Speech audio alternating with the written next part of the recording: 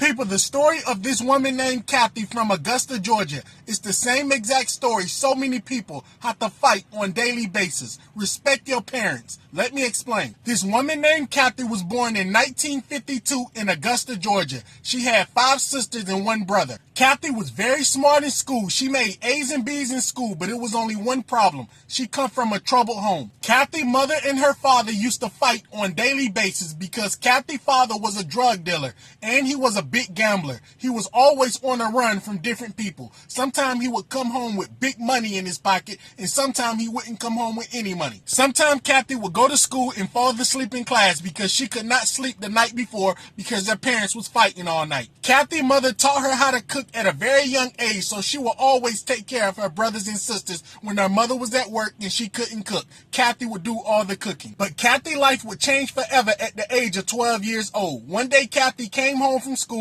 and her mother was crying very bad. Her father hadn't been home in 3 days. When Kathy's father hadn't returned home, the mother was very worried because she knew he had a drug problem and a gambling problem. Also, sometimes gang members would come knocking on their door looking for her husband. Kathy's mother filed a police report, but they never found her husband. Months went past, no sign of the husband. 7 months later, at the age of 12 years old, Kathy's mother and her best friend had a very bad argument behind the Shell's gas station. The Shell's gas station Kathy's mother and her best friend was fighting at was roughly 10 minutes from Payne College in Augusta, Georgia, and MCG Hospital. Kathy's mother and her best friend got in a very bad fight over $55 that Kathy's mother owed her. While they were screaming and yelling at each other behind the Shell's gas station, Kathy's mother's best friend pulled out a weapon and shot her in the head and took her life. When Kathy's mother died, her auntie took all her brothers and sisters in. Kathy helped raise all her brothers and sisters. When Kathy was 19 years old, her auntie that raised her and her brothers and sisters died from type 2 diabetes.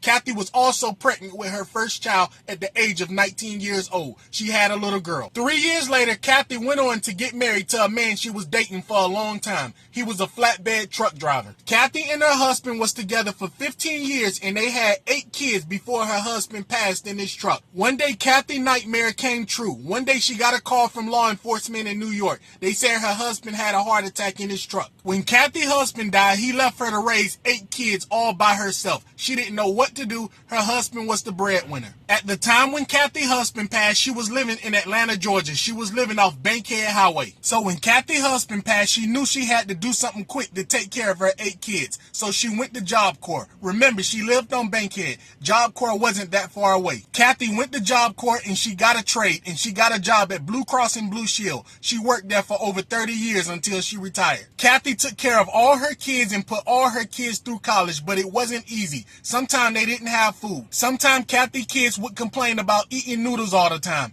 eating peanut butter and jelly sandwiches all the time, eating cereal with water. Kathy had a lot of kids and she had to do it all by herself. At one point, Kathy didn't have any money to feed the kids, so Kathy had to do the unthinkable. She slept with a man for money. When Kathy slept with the man for money, she bought bread, cereal, washing powder, stuff that she needed for the house. She was disgusted with herself. She never did it again. Kathy retired from Blue Cross and Blue Shield when she was 60 years old. When she retired, she got a $300,000 retirement check and she got a small retirement check that come in the mail every month. When Kathy got her $300,000, the first thing she did was buy a house. She paid $150,000 cash for a house. Kathy also helped their kids. They had a lot of problems. They had credit card debt. They needed their rent paid. Her kids had kids. She was a grandma. She spent a lot of money helping her kids. Roughly 3 years after Kathy retired, she was broke. She didn't have no more $300,000. She spent it all on her house and all on her kids. At that point, Kathy was forced to start doing side work just to survive. The retirement check she was getting from Blue Cross and Blue Shield, it wasn't enough to take care of herself. The house Kathy paid cash for started to have a lot of problems. The AC went out,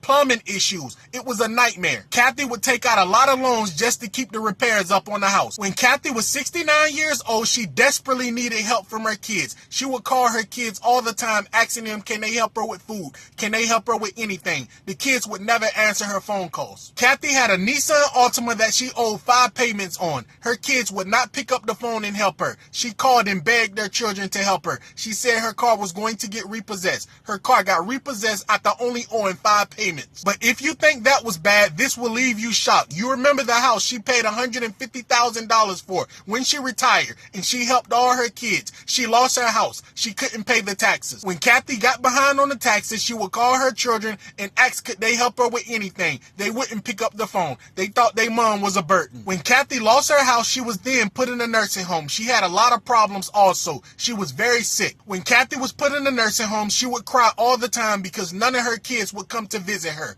ever. And right before Kathy died, she was smiling and crying at the same time while she was talking to the nurse. You won't believe what she said to the nurse. The night before Kathy died, she was talking to her nurse, and she said she thanked God she was able to raise 8 kids when her husband passed. She said she don't have a clue how she did it, and she know God had everything to do with it. Kathy then cried the night before she died. She said everything she did for her children never came to see her one day in that nursing home. But Kathy then put a big smile on her face. She said she's ready to go and be with God. Kathy told the nurse her time has come to an end on this earth and she's ready to go home with God. Kathy died alone in her bed in a nursing home at 4 o'clock in the morning. People, all parents is not perfect, but somebody that worked their real ends off to take care of you and provide for you their entire life, they do not deserve to die alone.